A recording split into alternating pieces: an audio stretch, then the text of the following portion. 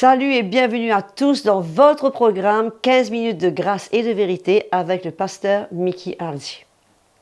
Avant d'aller plus loin, j'aimerais vraiment partager ce merveilleux cantique avec vous, qui est une prière en fait au Seigneur, qu'il puisse nous faire voir sa gloire. Une prière qui, mes frères et sœurs, sera certainement répondue pour nous tous qui le connaissons et qui le servons. Donc sans plus tarder, Seigneur, fais-moi voir ta gloire. Je reconnais que tu peux tout et que rien ne t'est impossible. Je reconnais que tu peux tout, oui Seigneur, et que rien ne t'est impossible. Seigneur, fais-moi voir ta gloire. Seigneur, fais-moi voir ta gloire. Ta gloire, oh Jésus. Seigneur, fais-moi voir ta gloire. Seigneur, fais-moi voir ta gloire. Seigneur, fais-moi voir ta gloire. Ta gloire, oh Seigneur. Seigneur, fais-moi voir ta gloire. Ta gloire, oh Seigneur. Seigneur, fais-moi voir ta gloire. Alléluia. Quelle espérance merveilleuse, n'est-ce pas? Et maintenant, ce moment est arrivé pour accueillir le pasteur Mickey Hardy qui va continuer dans cette fameuse série de l'Esprit d'Évangile et va nous parler cette fois de cette chose qui, selon lui, est le plus grand ennemi de l'Esprit d'Évangile. Donc, sans plus tarder, écoutons-le. Bonjour à tous et très heureux de vous retrouver pour notre programme 15 minutes de grâce et de vérité. Merci Audrey pour ce chant. C'est vrai, nous reconnaissons que Dieu peut tout. Il est magnifique notre Seigneur. Nous allons continuer, car ayant pour thème le ministère de l'Esprit, l'Esprit de l'Évangile, l'Esprit de la Nouvelle Alliance.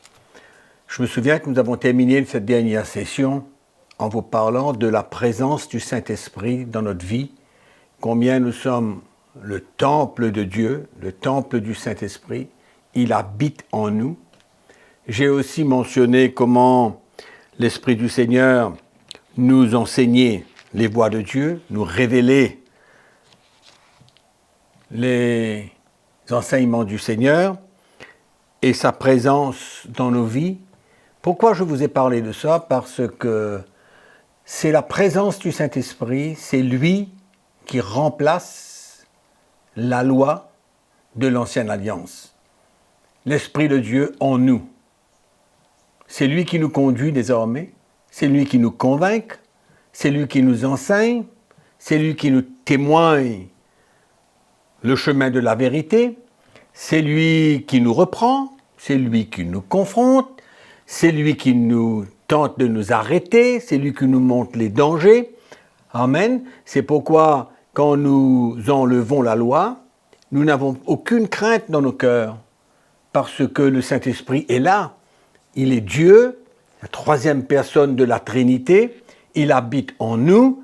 Et qu'avons-nous besoin de plus que le Saint-Esprit pour nous guider sur le chemin de la vérité? Amen. C'est lui qui va nous témoigner si nous nous égarons, quand nous sommes tentés. La grâce de Dieu est là, bien sûr, mais c'est le Saint-Esprit qui nous parle, qui nous avertit, qui nous reprend. Donc, avec le Saint-Esprit en nous, nous avons l'assurance que nous avons la possibilité et l'habilité de marcher dans la justice, dans la sainteté et dans la vérité. Voilà pourquoi j'ai mentionné la présence du Saint-Esprit à la fin de notre dernière session. Alors, nous allons parler de la loi parce que si nous comprenons ce qui s'est passé avec la loi à la croix, ben, ça va beaucoup changer notre manière de vivre, ça va beaucoup changer notre style de vie, notre enseignement, et notre attitude, nos motivations. C'est pourquoi c'est très important pour nous de saisir qu'est-ce qui a été accompli à la croix par le Seigneur Jésus concernant la loi qui subsistait contre nous, finalement qui travaillait contre nous. Tant que la loi existe, elle travaillera contre nous et non pas en notre faveur. C'est ça qui est important de comprendre. Donc, quand on marche par l'Esprit, on a la victoire. Quand on marche en soumission à l'Esprit, c'est ça qui nous donne la victoire. Amen. Donc, la loi, finalement, c'est quoi? C'est l'Esprit, c'est l'ennemi de l'Esprit de l'Évangile. L'ennemi de l'Esprit de la Nouvelle Alliance. Pourquoi? Parce que tant que la loi va demeurer, l'Esprit de Dieu sera prisonnier. On ne pourra pas librement se soumettre à l'Esprit parce que c'est la loi qui va nous diriger. C'est la loi qui va nous montrer quoi faire. Et comme nous savons que la loi n'a pas de pouvoir pour changer le cœur de l'homme, l'Épître aux Romains nous enseigne comment la loi est bonne, elle est sainte, elle nous fait découvrir le péché. C'est comme ça que le péché a été révélé. La parole de Dieu nous dit, c'est par la loi. Elle nous révèle le péché, mais elle ne peut pas rien faire pour nous emmener à la vie de sainteté, ni à la vie de justice, ni dans une vie de vérité. Alléluia. Donc c'est important pour nous de comprendre qu'est-ce qui s'est passé avec la loi.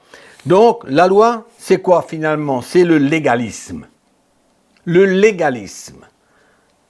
Être conduit par des obligations, des principes, des techniques, des prescriptions que l'homme est forcé de faire, que l'homme est obligé de faire en se soumettant à toute forme de loi. Le fait que nous sommes obligés de faire quelque chose nous montre que nous sommes sous la loi.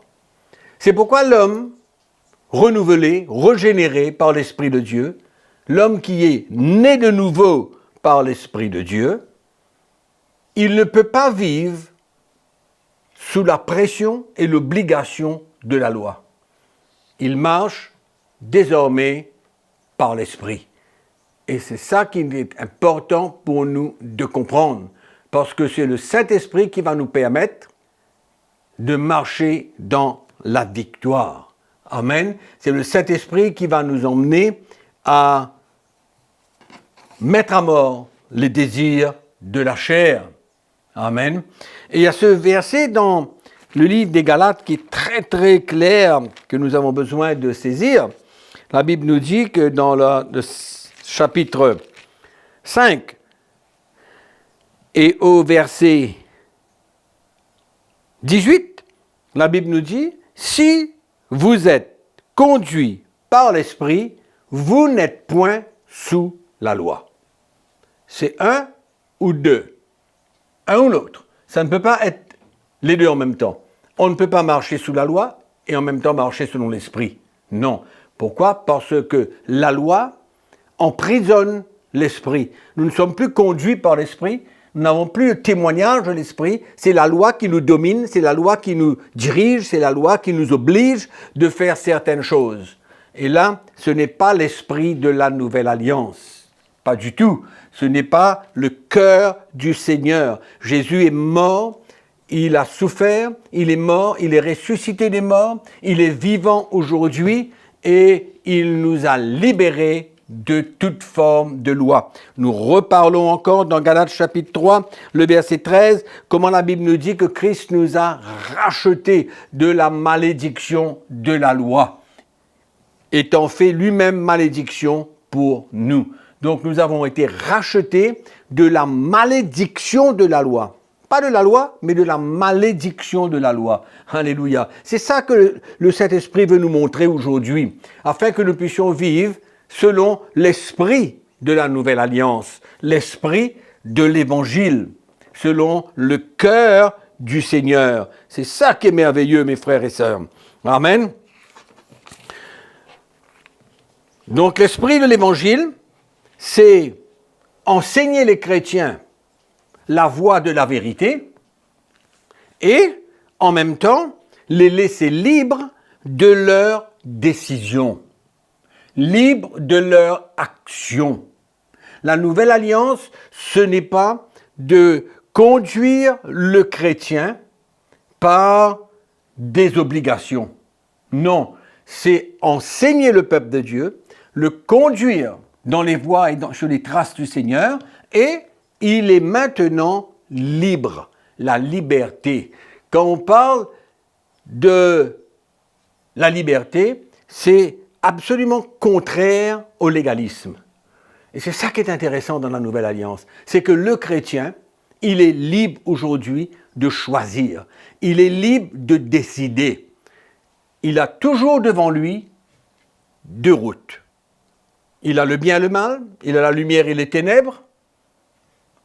C'est continuellement un choix. Et le chrétien, dans sa liberté, il peut choisir quel chemin il va prendre.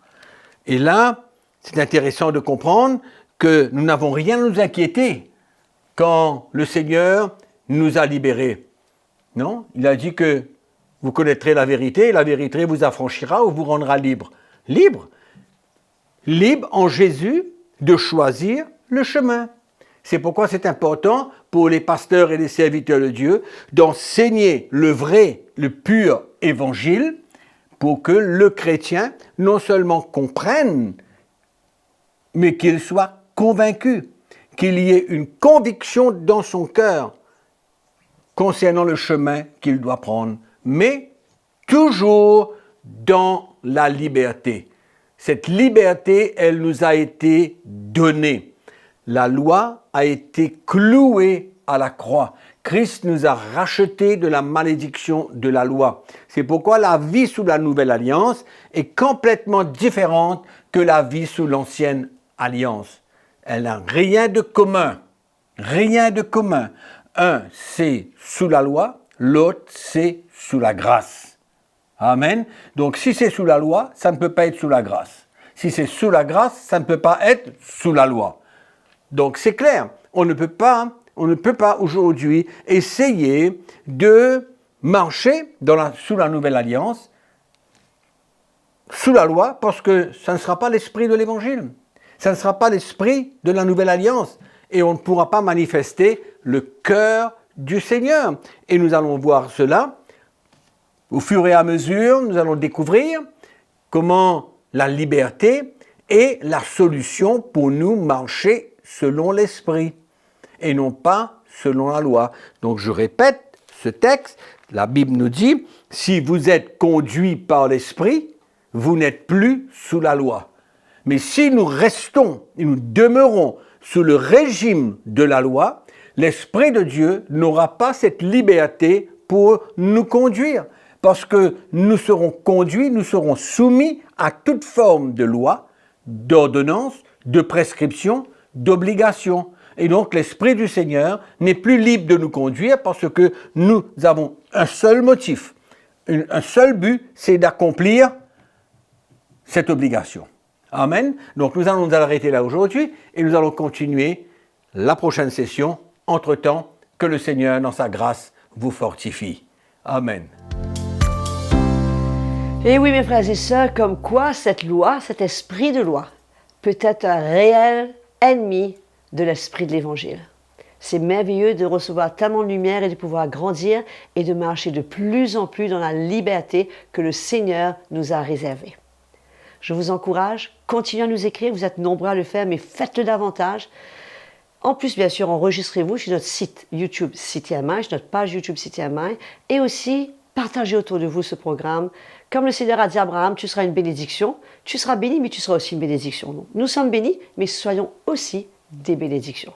Que le Seigneur vous bénisse, et on se revoit à la prochaine session de 15 minutes de grâce et de vérité avec le pasteur Mickey Hardy. Et jusque-là, je vous dis à très bientôt.